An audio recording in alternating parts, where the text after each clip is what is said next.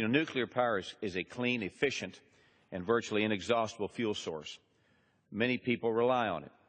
In fact, in Somerville County, Texas, Comanche Peak is a nuclear power plant that generates enough power to supply about 1.15 million homes in normal conditions and 460,000 homes in periods of peak demand.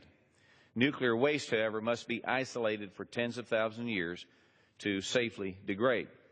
Yucca Mountain, we've talked a lot about it tonight, is the official federal nuclear waste depository and is the law of the land under the Nuclear Waste Policy Act.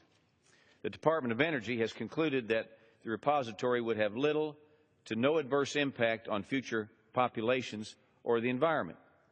Yet President Obama and Harry Reid effectively have delayed the Yucca program in 2009 without proposing any kind of alternative energy or energy strategy. Now, like many other nuclear power plants across the United States, Comanche Peak in my district has been paying dues for storing waste, which some think could be as much as $30 billion, which, of course, is simply passed on to its customers. That's what always happens. Nuclear waste in our communities poses an environmental risk, a terrorism risk, and prevents communities from redeveloping the property. The facility at Yucca Mountain represents our best option to dispose of spent nuclear fuel in a safe, environmentally friendly, and secure way for centuries to come.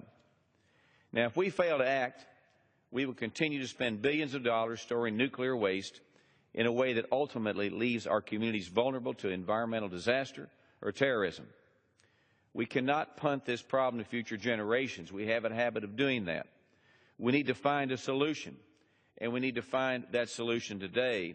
And I believe we need the federal government to quit breaking promises to the American people. So with that, Mr. Chairman, I yield back to you for further discussion. I thank my good friend from